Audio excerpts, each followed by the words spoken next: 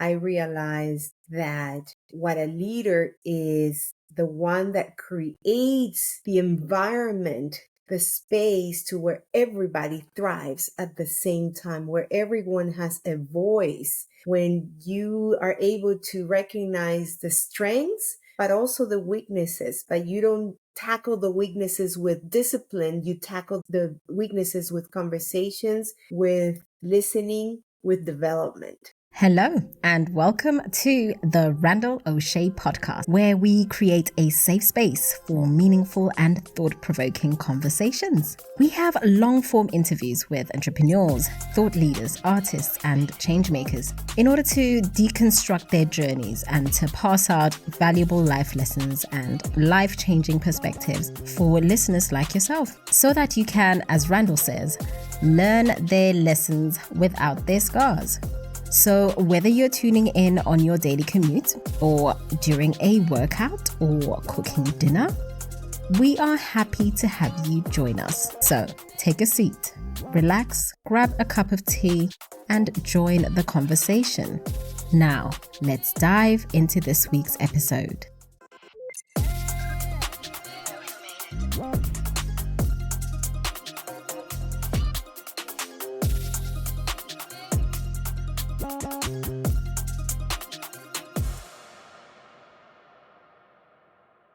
Elena Sarango-Muniz, welcome to the show. For the people that haven't heard of you yet, could you just briefly introduce yourself? I'm sure that we'll get into more details later, but just who you are, what do you do, and then we'll go from there. Great. Thank you, Randall, for having me here. I'm Elena Sarango Muñiz. I am originally from Peru, from Lima, and I have been in Houston, Texas for already 30 years. So more than half of my life here in the United States. And I have a beautiful but small family, one child, a husband, and my four-legged daughter. I am a leadership coach. I started my own business last year. So that's what I do full time. That's what I'm enjoying every day. Excellent. Thank you. Thank you for sharing. So, one four-legged daughter, right? Is that what you said? That's right. I like that. So, originally from Lima, Peru. I think that that's a good starting point as any. Let's get started there. Tell me how and when you decided or how it came about to go from Lima to Houston. Yes, so I am the last child out of 7. My dad was married first, and so I have 3 half brothers and 1 half sister, and all boys in between. And I was the last one to leave the house. I grew up seeing my brothers leaving the house one by one. The ones that were single left the country, actually. So for me, seeing that growing up in that family, it was a natural step for me to finish college. I studied at the University of Lima, business administration. And I knew that for me to be successful, to get out of, at that time, a very difficult situation in Peru, we had the shining path going on. The economy was bad. We had a bad president. I knew that I had to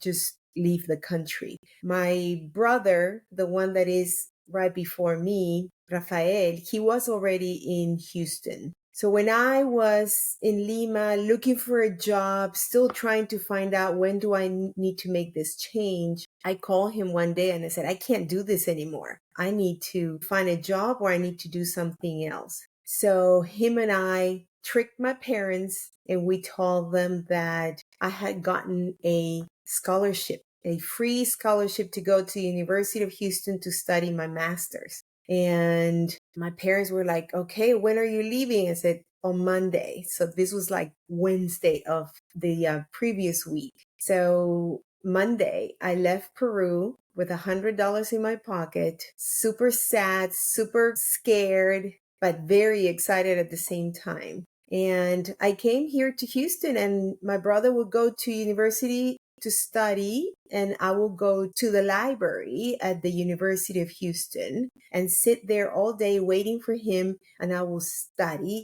for the GMAT. And I actually got a full scholarship to get my master's, and I did hospitality at the Hilton College. And I was supposed to go back to Peru, after getting a master's. It would be easy for me to go back to Peru and find a job.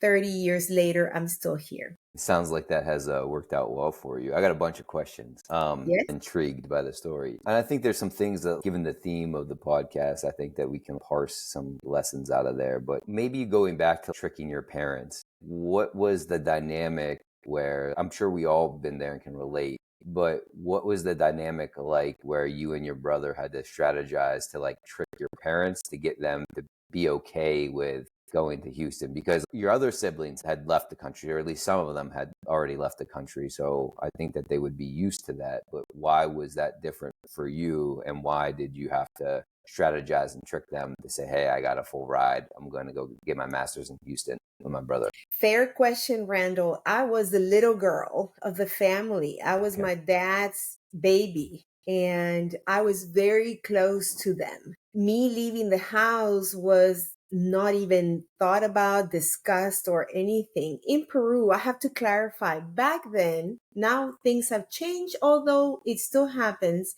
Back then, you would not leave the house until you would get married. I mean, you will get married and then you leave your parents. And again, that's still happening in Peru. I have some friends that have gone through that. But for me to leave just because I want to pursue something that is unknown and you don't know what's happened to your little girl, it was even with me going to live with my brother for the first months, it didn't sink really well, especially with my dad. My dad was in the military, so he was very strict, and he wouldn't let me date or anything. So it was a very strict discipline, which now looking back helped me a lot with putting myself where I am right now. But at that moment, it was hard. He even told me, if you leave the house, you're not welcome back again. And of course, wow. after a year or so, he missed me so much that I said, I want to go back and visit. And I was able to do that. And he welcomed me with open arms, right?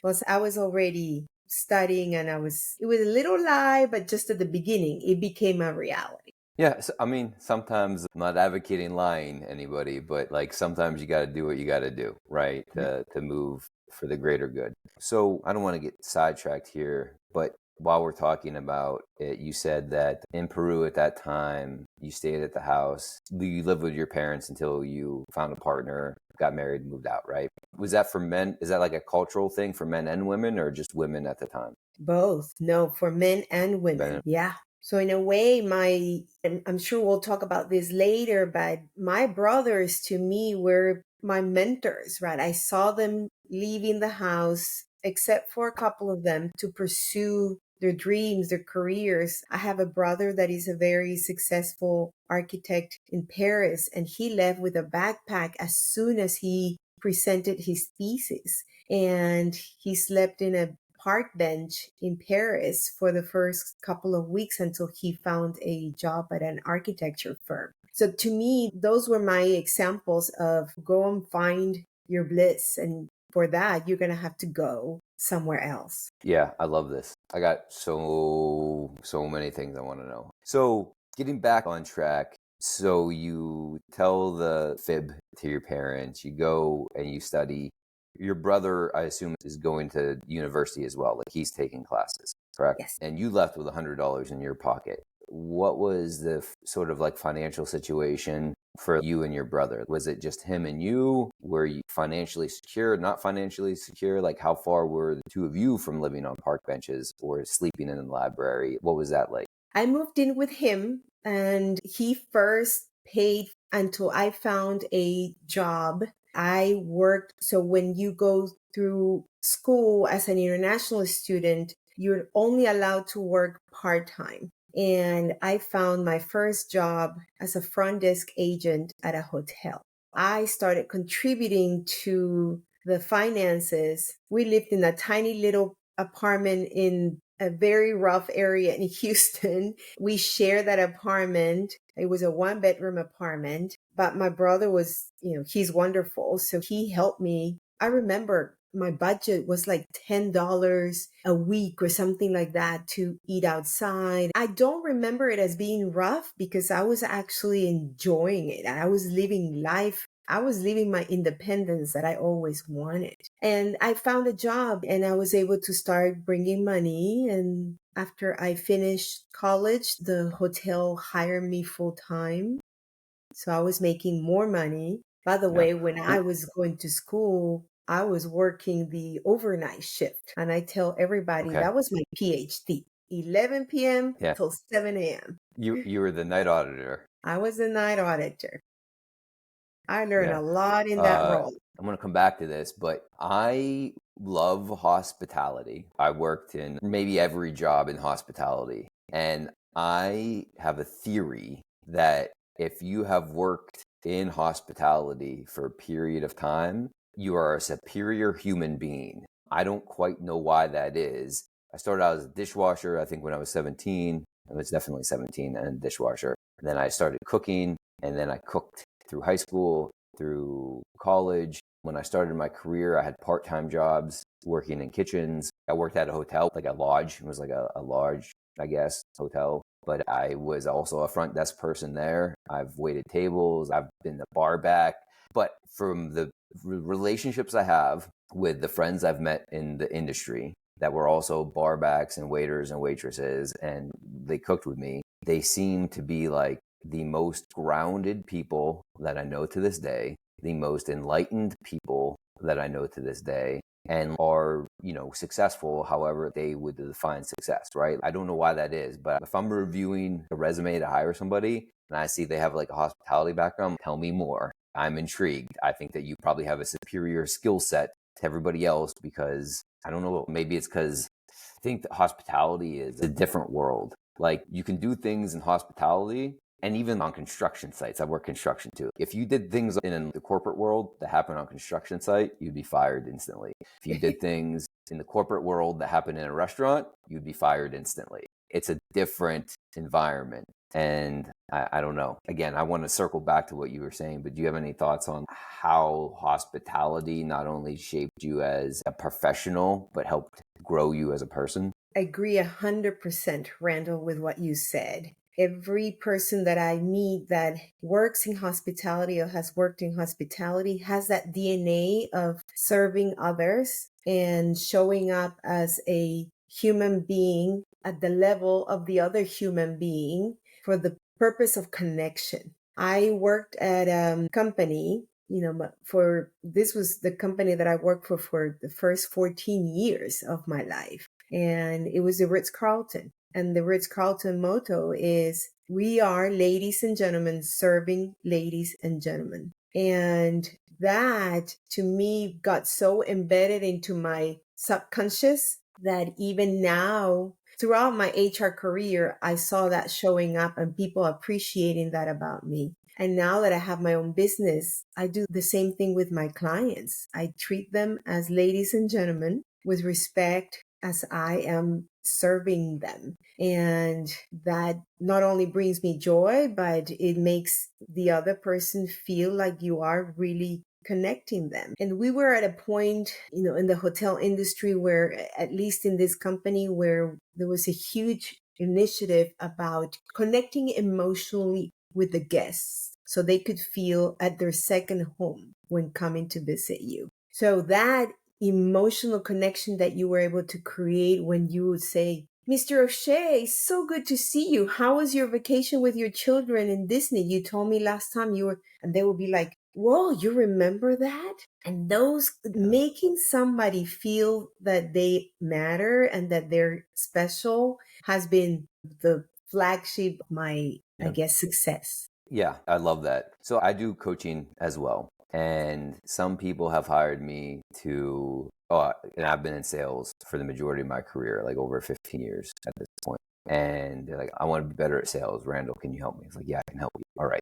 So we have meetings and I try to help them become better sellers. But there's been kind of a disconnect of what they think sales is and how they think they can get better at sales. And what I think they're looking for and what I think they need to be a competent seller is like, tell me the tricky language to use to convince people or manipulate people to get them to buy the thing. And if that's what you think sales is, you're wrong. What sales is understanding the other person and offering them a service or product that makes their life easier. In order to understand what they need and what their challenges are and how you can sell them something to make their life easier, you have to understand them as a person. You have to be genuinely curious. You have to build relationships. You have to listen more than you talk, so you can say, hey, Mr. Osche, last time we chatted, you went on vacation. How was your vacation? That's sales. You have to build relationships before you can sell anything. I remember working with this one individual as his first sales job.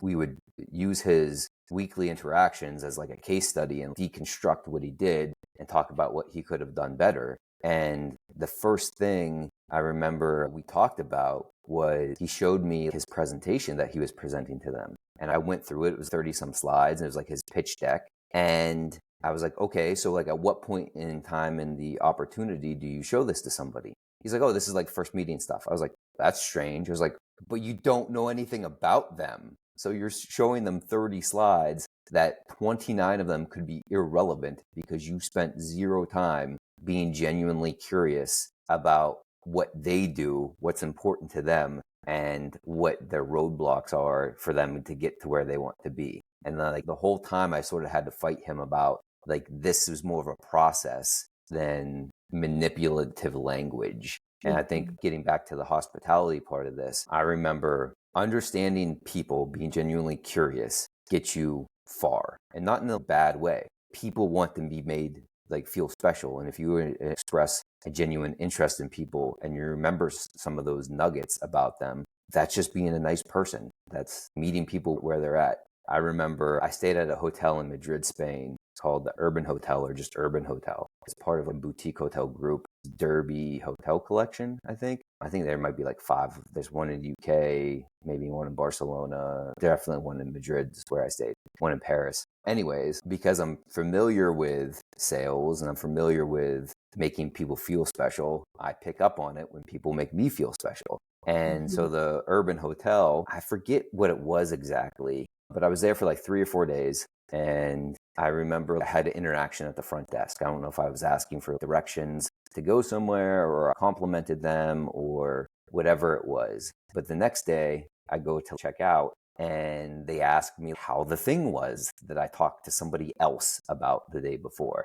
I'm like, how did you know? I was like, yeah, it was great. Thank you for asking. Like, that makes me feel special. But I want to know, like, what your internal process is that, like, person B from the day before told person C that Randall is doing this thing and we should ask about him to express a genuine interest in him and his stay here in Madrid. But that stuck with me. I mean, we're talking about it now. Now I have a desire to go to every Derby hotel. It's like on my bucket list. I enjoyed the hotel so much. Aesthetically, it was comfortable. The people were nice. And they went out of their way to make sure I felt seen, heard as a tourist in their city. And because of that, they're likely going to get more business from me. So it's a win-win for everybody. That's perfect. That's how you create loyalty. That's how you create recommendations and referrals. And it's the same. I mean, I can't afford a Ritz-Carlton, rates anymore, but I used to travel so much. And even when I was not working with them,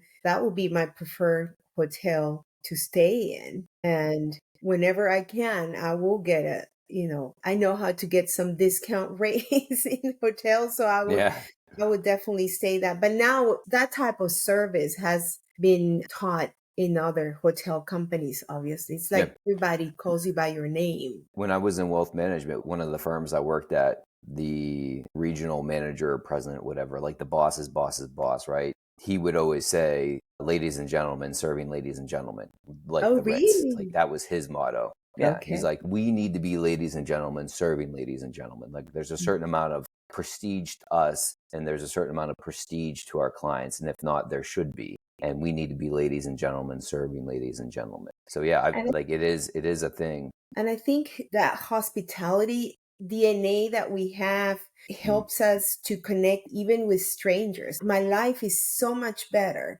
because now when I see a stranger, I smile and I tell them, and I go to any store and I use their name tag. And when I call them and I look and I said, oh, hi, Randall, how's your day going? They're like, how do you know my name? I said, well, your Yeah. name tag says Randall. And they're like, oh, I said, nobody else calls you by your name. That's why you have the name tag in there for. I said, nobody uses my name. You were the first person that calls me by my name. And it amazes me. It's such a wasted opportunity to connect with a stranger and make somebody's day so much better, because that smile and them remembering that somebody acknowledged them by who they are just leaves a big impression on people.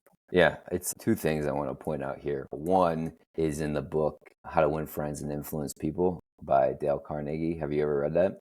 I have. The most influential book I've ever read in my life. But in the book, Dale talks about calling people by their name. And he says, the sweetest, I forget the quote exactly, but the sweetest sound to somebody is the sound of their name, right? And it's a missed opportunity if you don't use their name. And it does make you feel special, whether you have a name tag on or not. When somebody says like, hey, Randall, instead of saying, hey, you, or whatever. So the other thing I want to point out here is I think that there's, I don't know the best way to say it, but be the first. Like, I think that's another principle that people can take away is a lot of times, and I have grown out of this myself, but we're waiting for the other person to acknowledge us. We're waiting for the other person to use our name before we use the other person's name. We're waiting on the other person on the sidewalk to smile or nod at us before we smile or nod at them. The funny thing is, we're both waiting for the same thing, and then it never happens because nobody initiates it, because nobody's being the first. So I would just say to the listeners, be the first. Be the first person to use the name. Be the first person to say hello. Be the first person to ask the barista how his or her day is actually going. Be the first to smile at a stranger. It could make a huge impact. It could be the only smile that they see all day. And you never know where that little interaction might get you through your day, right? I want to make sure we get back to the story from the whole Peru thing. So if you have any thoughts on this, we can wrap it up, but I want to make sure we get back to the Houston transition here. Any final thoughts on the hospitality thing? Just one thought, that modeling that we do by being the first one is not only to impact the person and make their day better, it makes your day better. You feel so much better. And in my case, I don't know if you have children, Randall, but I have a son, a teenager. For me, modeling that in front of him is so important because I want him to be that way too. So it's not just about the person, but it's also those around us that can observe that. It's contagious. Yeah, it is contagious. Let's take a quick break from today's episode. If you are enjoying the conversation, please take a moment to look us up. You can find Randall on Instagram at Randall Osche, that's spelled at RANDALLOSCHE. And you can catch the show notes and other resources at randallosche.com. And now back to the episode. Dale Carnegie actually says this in the book somewhere too, is it's almost like doing things like that, it's almost a selfish act because it makes you feel good as well, right? Mm-hmm. Like you smiling at somebody is you going out of your way to try to make somebody feel special, but then they're going to smile back at you and then it's returned and then you get your dopamine hit and then it feels good for you as well. So it's a win-win. Back to going from Lima to Houston, we were talking a little bit about the financial situation. What I'm intrigued about there, maybe I don't have a specific question, but you just talk to this, is the mentality that you and like you said, your one brother went to Paris and he slept on a park bench for a couple of weeks until he could find a job. And then once he got a job, he could find a place to stay. And then you left Peru with $100 in your pocket. And your brother was generous enough to support you until you found a job. And then once you had a job, you're able to pay some bills, but still nonetheless, your income wasn't super high, right? You were getting by, but not luxury. You weren't Ritz-Carlton, like you weren't staying at the Ritz yet. So from my personal standpoint, I grew up in a small rural town in Pennsylvania where I don't believe I saw any people going to white collar jobs. It was just like factory workers and blue collar folks. And honestly, if I think about it, like in that town, you didn't see a ton of luxury cars. There weren't any BMWs or Lexuses. It was all pickup trucks and old Oldsmobiles, minivans. So there was this world that I wasn't exposed to when I was younger. But now, going to college, going through my life's journey, getting different jobs in finance and wealth management and earning more money along the way, I've been able to, from my perspective as a younger kid to as an adult who has been fortunate to make money, more money than what I had earlier in my career and travel a little bit. I understand it from both perspectives because I've lived it from both perspectives. I was at the point where I would go on a road trip and I'd sleep in my car because I didn't want to spend the $100 on the hotel room. And I'd rather spend that $100 on dinner or fun or something. So a long road trip, like, oh, we're just going to sleep in the car today, right? Like, that's what I've done. But now I've also been on the other end of it where I don't look at the price of the hotel. If I want a bed to sleep in, I'm going to get the hotel, right? As an example. But for me, I think sometimes I get caught up in the comfort. Maybe I think there's a book called like Comfort Crisis. I've never read it, but the title seems appropriate for what I'm talking about right now. That you get accustomed to live in a certain lifestyle and you think that you can't like downgrade or go backwards, right? Even for a short period of time. And I think that can preclude people from having other opportunities, right? If you say, I need to make $5,000 a month to cover my fixed expenses. Part of that $5,000 a month is a 2-bedroom apartment when I really only need a 1-bedroom apartment. Like part of that $5,000 expenses is I need to have this kind of car and this car payment is X number of dollars, but I can't downgrade to this other lower end model of car, which would save me money, right? Which are all really good problems to have because in that scenario, not sleeping on a park bench. But yeah, what are your thoughts on how you and your family, like you and your brothers, took the chance, took the risk to go to different countries to provide a better opportunity for yourselves and doing so with limited financial resources? And limited, I think, is even very generous, but no financial resources, maybe, if that makes sense. Yes. So we came from a situation where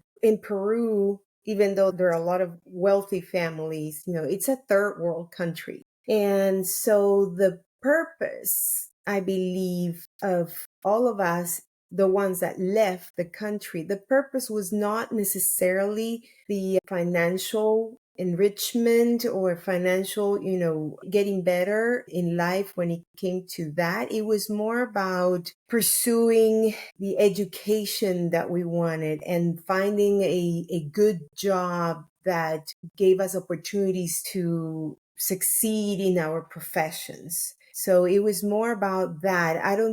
Yes, I left with the American dream of being an executive at an American company. That was my dream. I didn't know what kind of executive, I didn't know what company, but I wanted to have an office and have employees. And to me, it was more about the development of self rather than I want a house, I want a nice car. Those came, right? They came naturally as I progressed in my career. But in my case, and I believe in my brother's case, and actually I have one brother that is very frugal, that, he's kind of against materialistic things and lives a very frugal life. I think it was more about the self-realization, the being successful in our careers so we could enjoy, what we did in life and in the meantime impact others. And if I look at all my brothers, that's really what they've been able to accomplish.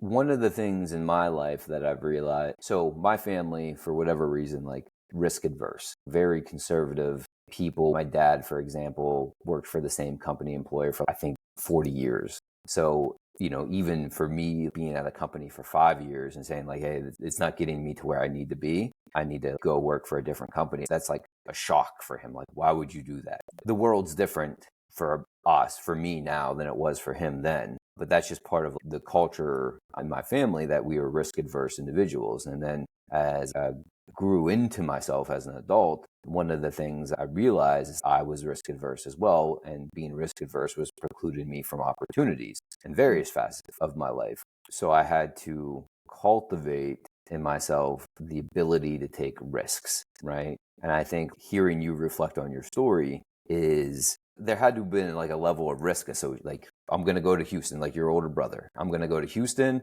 I don't know how. I'm going to figure it out. And then your other brother, I'm going to go to Paris. I don't know how. I don't have enough money for a hotel or an apartment. but I have enough for a flight there, and I'm going to figure it out when I get there. And then you had the ability to go live with your brother, so you at least had a roof on your head, but still only $100 in your pocket. Between the two brothers that we're talking about and you, what relationship did the three of you have with being a chance like that? Like, yes, you wanted to get educated. That was the primary driver, not wealth. But you didn't have, like your brother and parents didn't have a place to stay. Risk. It's a big thing. So yeah, what's the association that maybe the three of you have with taking chances at that point in time in your lives? And I guess I do a great job of asking multiple questions and not giving the person a chance to ask. So there's just one question there. That guy over there, that's my dad. He actually lived until he was 99 years old. So he had a long life, and he always modeled. I didn't know that it was risk taking. It was more about follow your dreams, follow your passion, listen to your inner self. And I think that's what we have always learned, and we've known that that is the truth, is to really listen to what your inner power is telling you to do, what feels good, what doesn't feel good. Sometimes you'll follow it, sometimes you won't, and I've done that many times. But when I followed it, it's meant a big risk. And even though sometimes those risks, and I've taken more than just leaving Peru, there's been other situations, and my brother's the same thing. And it's all of them actually where I see that. So it has to be the parenting, really. And my mom's motto, she's still alive, and she always tells you, if you don't try it, you will never know. So I think in my case, it was the parenting. Kudos to your parents. I think those are two very valuable lessons, right? There's people I work with now and adults I come across that they either expect things to work out without trying, or they preclude themselves of the opportunity because they don't try. And then I think there's a myth associated with following your dreams that it's a bad thing. But I think with the people that I've worked with, and even in my life, that you revert at some point in time in your career or your life, the thing that you wanted to do when you were 18 and people were like, oh, that's idealistic, or don't do that, you end up going back to that thing. So just know who you are. Like you said, listen to your inner self. I think that was your dad's advice. Listen to your inner self and just do it, right? So great. Again, shout out to your parents, because I think that's great. Two pieces of great advice. And with that goes having faith. That's the confidence, right? I didn't know that confidence means having faith on yourself, that you will be able to, whatever happens to you, it's going to pass. It's going to take you to wherever you want to go, whatever you're dreaming of. And you said something, Randall, which is, the people go back to their childhood dreams. Unfortunately, not many people make that shift in their lives, right? And they just live in this autopilot of, well, this is what I have, and they're victims of their circumstances. When they can actually create their circumstances, they can put themselves into situations, taking risks, but having that vision very clear. That's what I coach my clients with the most, right? Is creating that vision first, and usually is taking them to when they were 10, 14 years old. And what is that you love doing? Yeah, I think that I would agree. I think there's a stat. It's like 60% of the working population in the United States hates their job. But I also want to know the stat, which I don't know if it exists, that what portion of the 60% actually try to get a different job. I bet you that's not too high, because you do become a victim of your circumstances and things are hard. But it's hard to stay in a job you hate. It's also hard to go get a new job. But like, which hard are you going to choose? The hard that potentially provides you with happiness, or the hard that like it's the devil that and you're going to stay in the job that makes you miserable? But with that, let's talk a little bit about, well, I'm sure we're going to skip over a bunch here, but you get your degree. Tell me about what you're doing now. So let's transition to what you did right before you started your leadership coaching. And then maybe whatever the relevant work experience was that led to the leadership coaching, we'll segue to that. Yeah, no, that's fine. So after I worked for the hotel for so many years, finally I got my green card.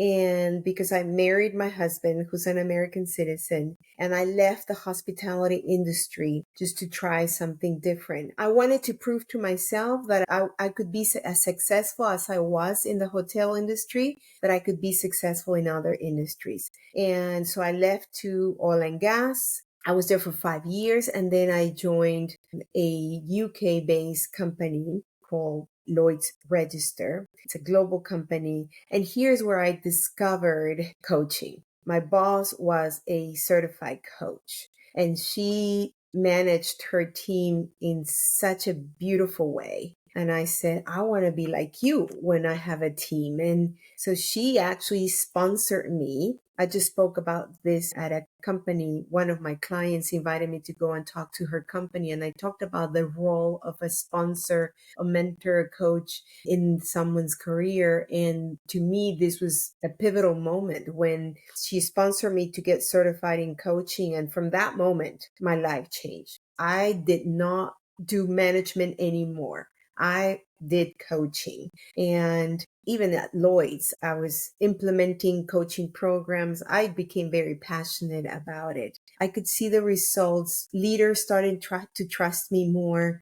So I became more of a business partner for leaders from all cultures. I mean, my best client was a leader that I supported in Japan. And, if people would say, how do you get him to open up to you that way? And it was just pure coaching, creating that safe space for them to just be themselves and open up. And after that experience, I left that company and I joined a tech company, a global, very successful tech company. This was my last job before I left corporate. And this was it was serendipity. I applied December 31st. They were calling me January 1st on a holiday for an interview. And that Wednesday, they flew to Houston to interview me, and they hired me pretty much on the spot. This is because I was so confident with the way I was at that moment, very self-aware, that I was like, this is not an interview. This is a conversation for me to see if this is the company that I want to work for. So this is where I solidified my confidence on my ability to coach leaders. Again, I continue coaching leaders from internationally, every corner of the world, South America, Asia, Europe, here in the US. And when I was at my highest at this point is when I made the decision that it was time for me to leave and start my own business. Here go again, taking that leap of faith, taking that high risk. I am still there, as you know, I'm building my business, but I have not looked back one bit. I'm enjoying what I'm doing 200%. I love that. I love that you shared that. I find leadership is particularly interesting to me as a leader of people at different points in time in my career as well. I guess why it's important to me, to be honest, is I've had a lot of bad leaders. I think people misconstrue what a leader actually is. It's not a manager. A leader isn't a manager. A leader is a leader. And those roles and responsibilities look wildly different, at least in my opinion. Maybe you can elaborate or tell me I'm wrong. But it's very important to me because I've had a lot of bad leaders, a lot of bad managers, I guess, that weren't leaders, that made it uncomfortable for their employees to be around them. And they were incompetent managers and incompetent leaders. And then it just made a bad work environment for them and for their employees and their staffs. So when I had the opportunity to become a leader for the first time in wealth management, it was not something that I took lightly. And I wanted to make sure I put my best foot forward. And to be honest, the thing that I would do as I developed my leadership skills and style was to do the opposite of what those bad leaders were doing, right? And then I would pick different things from what I read. I would educate myself on the matter. I like history, so I'd read books about historical leaders and what they did well and why that resonated with the armies or the people that they had led. And then I would implement these things, and I developed a style that worked for me. And I think that it worked for the people that I was leading as well. But it's important to me because there's so many bad leaders out there, which I think is a great market opportunity for you. But Why is it leadership? I think for many reasons, it's a wildly underrated skill and ability because I think there's a misconception. I think there's a large misconception of what leadership is. I think if I had to guess, I would say most organizations don't distinguish between being a manager and being a leader. What are your thoughts on that? And see the double questions? I'm doing it. What are your thoughts on the difference between being managers and leaders and how organizations think about that? And why is your coaching around leadership specifically and not other things that I'm sure you would be able to assist people with? That's a great question, a double question. I've been actually, contrary to you, Randall, I've had amazing bosses. So my inspiration to become a coach and to coach leaders is because I know what it looks like to be an amazing boss. And I want people to experience that. I want teams to experience that. That's my motivation to do what I do. So I was a manager, first. And what you think a manager is when you are first promoted is, okay, now they're giving me the responsibility to make sure that things happen. And that's through not only my hard work, but the team. So I have to give orders. I have to, be tough, and I have to put discipline and organization. And at the beginning, I was a bad manager because I thought everything was on me and just on me, my responsibility. Then when I see the leaders that I see, when I have the bosses that I have, I realize that what a leader is the one that creates the environment, the space to where everybody thrives at the same time, where everyone has a voice. When you are able to recognize the strengths, but also the weaknesses, but you don't tackle the weaknesses with discipline. You tackle the weaknesses with conversations, with listening, with development. There's a Harvard study, I can't remember, it's something about emotional intelligence in executive roles, I believe is the name of the study. Harvard has a study where it says that it's very interesting. There's a chart that shows that low to mid management have the highest EQ, emotional quotient. And as the role goes up in hierarchy, up to the CEO, that chart goes down, meaning EQ is lower. And one of the reasons why that is because companies, and that's why I want to change with coaching, companies tend to promote people because they've been there for many years. Okay, now Randall, you've been here for 5 years. Now you deserve a manager role. And from manager, you go to, director and senior director and VP, and you end up as a CEO somehow of the company without the people skills to actually have that role. So you can see the difference in the culture, the difference in engagement, the difference in the success of the organization by looking at, the C-suite and how they are. So I think that's when coaching comes. Coaching comes to where you see those gaps and the company becomes aware that if the C-suite or top leaders do not embrace the concept of what I do and my emotions have an impact on my employees, and I have to be able to recognize that in them as well, because they're important human beings for my success and the success of the organization. And that's how you change culture. Yeah. I wrote it down from when you were talking that leaders create culture for people to thrive, right? Is that, yeah. Correct. And I think managers are just paper pushers, right? Like you can be a leader / manager, but you wear different hats. The manager facilitates things. A leader cultivates environments where people can thrive and show up and be their full selves. The other thing that you mentioned, I think that there's also a wild misconception of this in the marketplace, is that experience does not equal competency. I'm going to say that again. Experience does not equal competency. Organizations want to hire you because you've done the job before. And they forego the opportunity to hire somebody who has, say, a transferable skill set from a different industry to go with somebody who's a mediocre person because they've been doing the thing. But their experience doesn't equal their competency.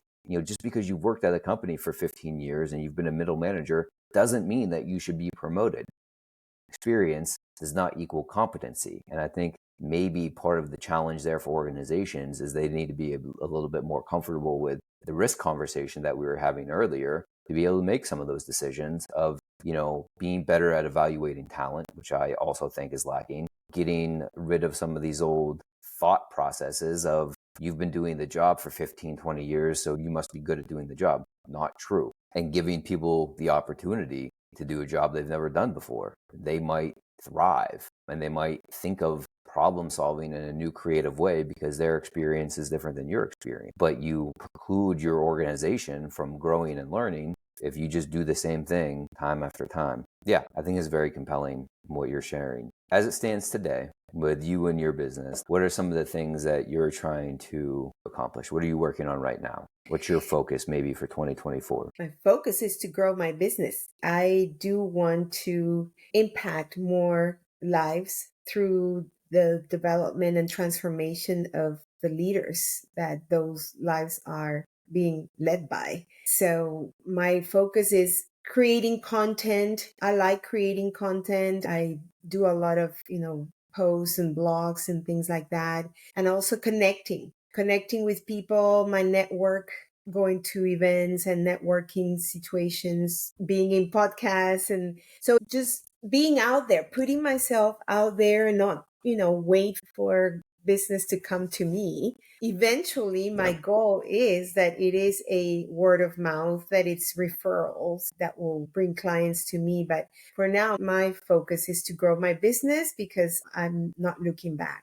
This is what I'm going to be doing for the rest of my life. I love that. Many options make tyrants out of us all is a go-to quote. I think I've used it at least on 2 previous episodes. I think I attribute it to Matthew McConaughey in his first book. I think it was called Green Lights.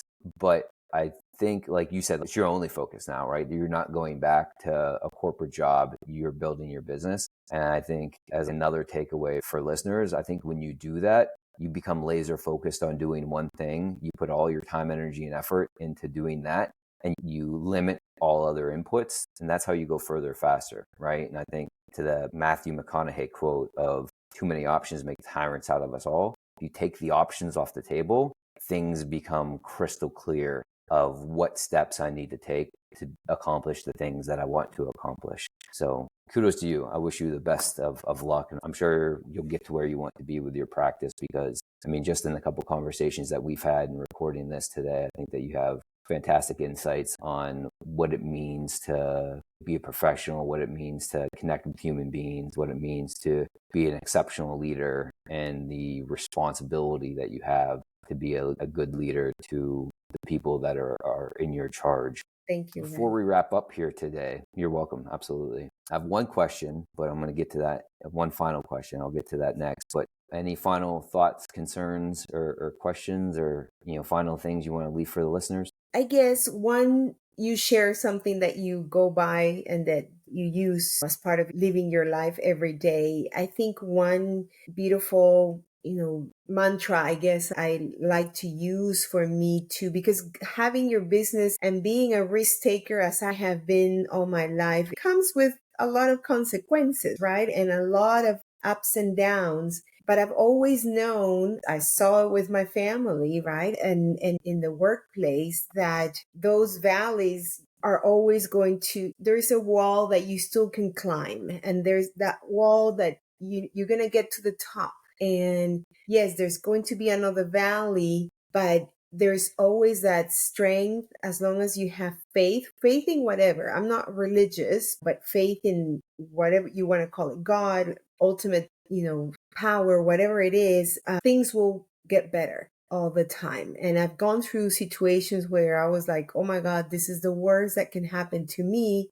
But things always work out for you because those valleys, those roadblocks are placed in your life for you to become stronger, wiser. And I think if people keep that in mind, because I see people, getting so stressed out and depressed and hopeless about their situations. And I'm not diminishing that some situations are very difficult. I've seen it very close to me too, where you lose a child or something. I don't even want to imagine what that feels. But if you don't have that desire to keep going and knowing that things will work out at the end for the best, because that's the way your life is designed already, that will help you keep going and dreaming. Well said.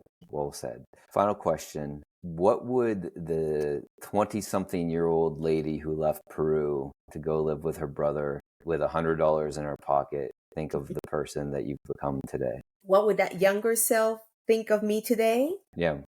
Yeah. You said you had a dream when you left, I think, that to become an executive and have people in your charge. But, what would her looking at you today, what do you think she would think of you? Like proud or accomplished, or, you could have done more? I don't know. Like, what would your 20-year-old self think of where you're at now?